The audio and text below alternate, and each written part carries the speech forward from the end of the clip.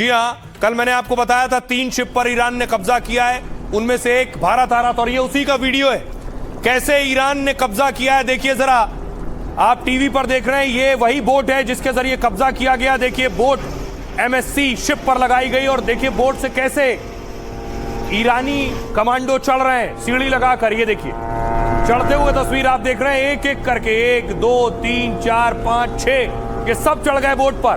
और उसके बाद ये शिप भारत आ रहा था। ये देखिए गेट खोलकर अंदर घुसे, हाथों में बंदूक है, सीढ़ी से ऊपर चढ़े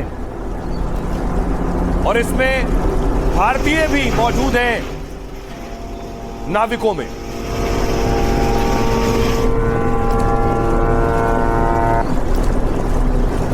फिर से देखिए जरा ये वीडियो, ये वही वीडियो है ईरान ने जो 3 शिप कब्जाए थे, उन्हीं में से एक वीडियो है किस तरह बोट के जरिए समंदर में पहुंचे। ऐसे छोटी छोटी बोट से अटैक करते हैं और जहाजों को कब्जाते हैं। ट्रंप ने कह दिया जहां ये बोट मिले वहां दाग दो।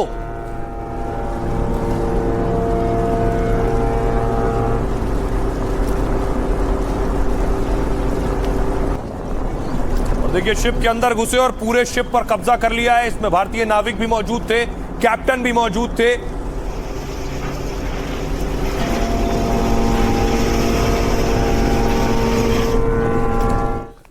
और देखिए जरा, इसमें जो भारतीय मौजूद हैं वो है वाइस कैप्टन संजय महार। संजय महार उसी जहाज पर है, ये उनकी तस्वीर है। सोचिए अब तक हॉर्मूज में फंसे हुए थे लगभग 40 से 50 दिन से। उसके बाद अब एक नई मुसीबत कि ईरान ने उनके जहाज को कब्जा किया और उन्होंने अपना वीडियो बनाकर जारी किया है। तस्वीर में आपको दिखाऊं, वाइस कैप्टन बैठे हुए, उन्होंने ये वीडियो बनाया है। इस वीडियो को देखकर ऐसा लग रहा है जो नाविक शिप पर मौजूद है उन सबको एक जगह लाकर रखा गया है। सभी आपको नजर आ रहे हैं बैठे हुए।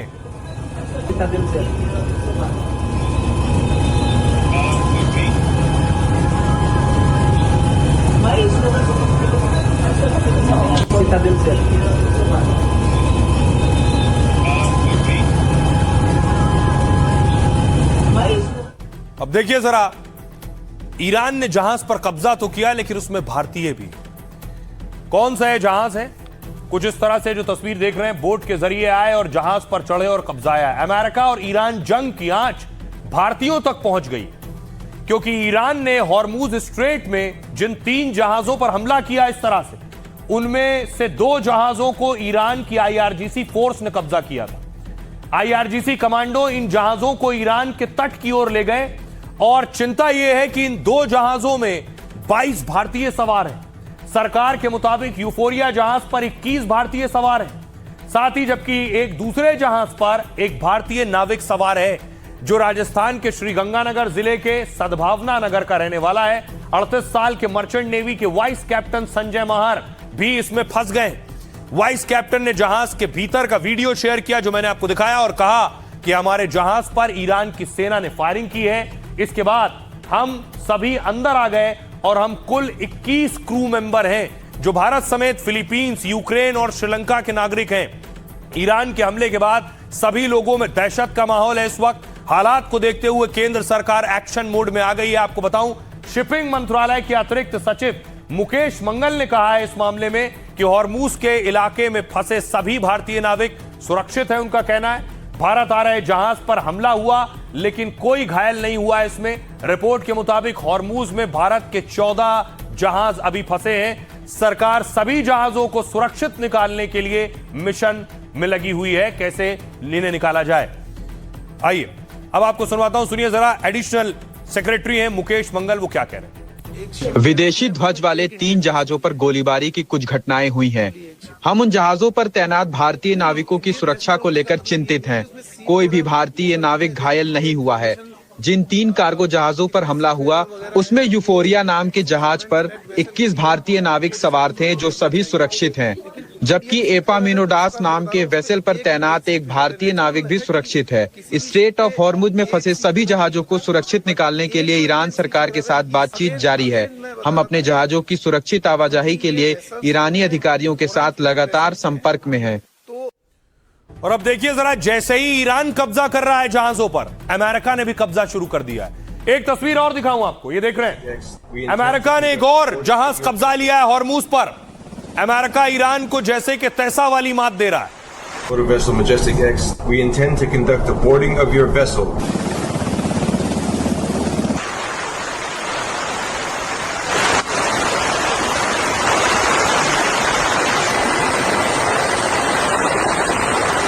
Motor vessel Majestic X, we intend to देख रहे हैं हम conduct आपके जहाज पर चढ़कर निरीक्षण करने का इरादा रखते हैं। अमेरिका ने वार्निंग दी, फिर अमेरिका का हेलीकॉप्टर उड़ा है, जहाज पर पहुंचा है और उसके बाद देखिए अमेरिकी सैनिक उतरे उस जहाज पर। Motor vessel Majestic X, we intend और जो कुछ अमेरिका कर रहा है, न सिर्फ ईरान, बहुत से दूसरे देश इस बात से डरे भी हैं, गुस्से में भी हैं और नाराज भी हैं। उसी में से एक तस्वीर आपको दिखाऊं। तुर्की ने भी अपनी ताकत दिखाई। तुर्की ने बाकायदा अपनी मिसाइल, अपनी सैन्य क्षमता दिखाई।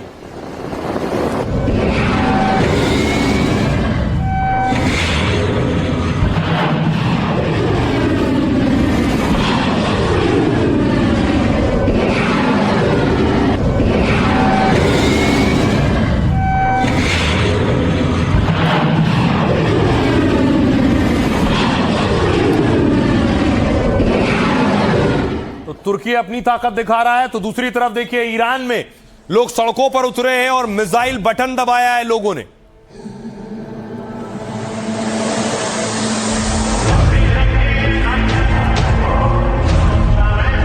یعنی من الان انتخاب کنم کجا رو بزنیم؟ ما میدونیم وطنمون هر جا بزنن. امیدوارم که جنگ ادامه پیدا نکنه، ولی اگر ادامه مثلا رو دوست دارم بزنن. تبریک به عربستان.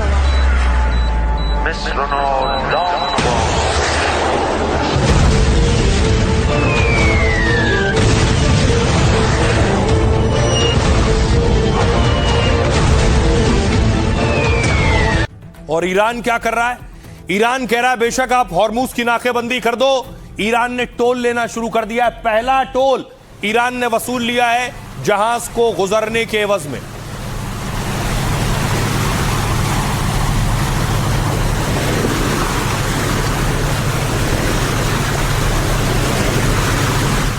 अब देखिए जरा किस तरह से ईरान की कमाई बम्पर शुरू हो गई है।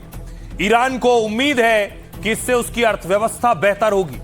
ट्रंप धमकियां देते रहे और ईरान ने वसूली चालू कर दी है। दावा है कि हॉर्मुज स्ट्रेट में ईरान ने पहला टोल वसूला है और उसकी बम्पर कमाई ईरान के बैंक खाते में जमा हो गई है।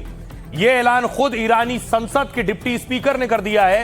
हाजी बबाई ने बताया है कि ईरान के सेंट्रल बैंक को हॉर्मुज स्ट्रेट टोल सिस्टम से पहली बार रेवेन्यू मिला है। साथ ही वैसे तो कितनी कमाई हुई है ये आधिकारिक रूप से नहीं पता चल पाया है, लेकिन कहा यह जा रहा है कि हर जहाज से 18 करोड़ रुपए वसूले जाएंगे। चीन के सरकारी मीडिया शिन्हुआ न्यूज के मुताबिक हॉर्मुज स्ट्रेट एक तेहरान टोल बूथ में बदल गया है, साथ ही जिससे सालाना 70 से 80 अरब डॉलर की कमाई का अनुमान है। इसका मतलब है ईरान साल भर में 6.5 लाख करोड़ रुपया कमा सकता है, जिससे ईरान की अर्थव्यवस्था में भारी मात्रा में पैसा आएगा, इजाफा होगा।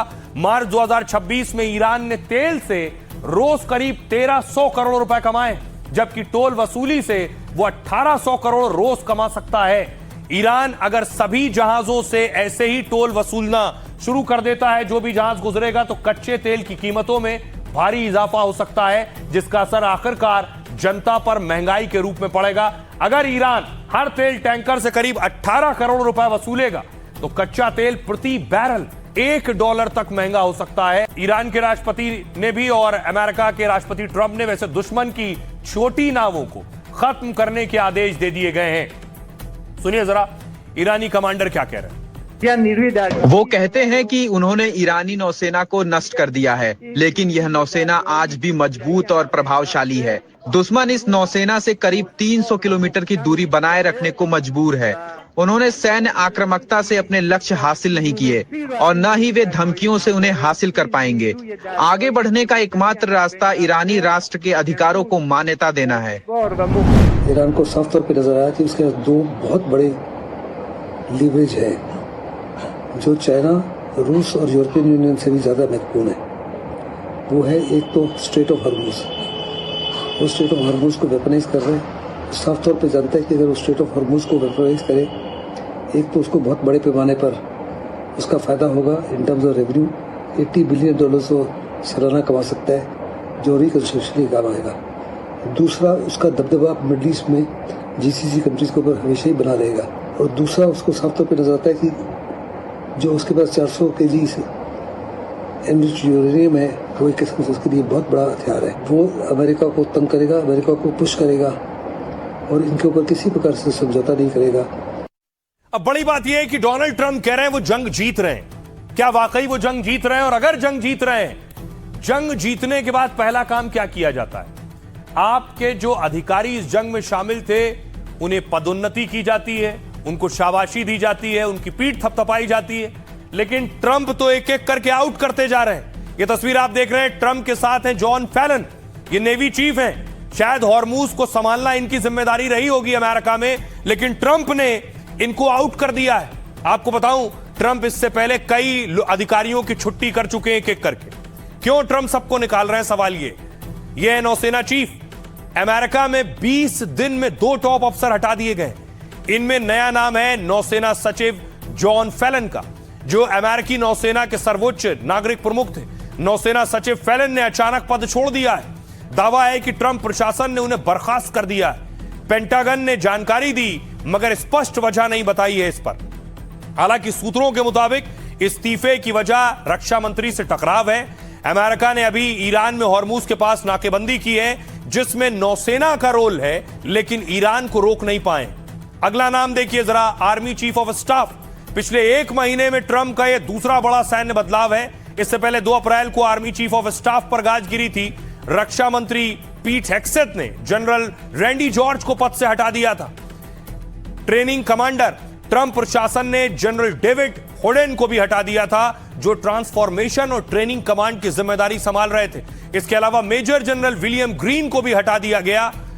एंटी टेररिस्ट स्क्वाड के हेड मार्च में अमेरिका के बड़े आतंक विरोधी अधिकारी ने पद छोड़ दिया। ईरान के साथ बढ़ते तनाव के बीच जो केंट ने इस्तीफा दे दिया था, वो राष्ट्रीय आतंकवाद रोधी केंद्र यानी एनसीटीसी के निदेशक थे। बड़े बड़े लोग या तो हटा दिए गए या हट गए। ये बताता है कि ट्रंप टेंशन में है और ट्रंप ये महसूस कर रहे हैं कि अमेरिका को जिस तरह से लड़ना चाहिए था, शायद वैसे अमेरिका जवाब नहीं दे पाया, क्योंकि वो दुनिया का ताकतवर मुल्क मानता है खुद को। सुनिए जरा डिफेंस एक्सपर्ट क्या कह रहे हैं। तत्काल प्रभाव से जॉन हेलन, जो कि नेवी सेक्रेटरी थे, उनको हटा दिया गया।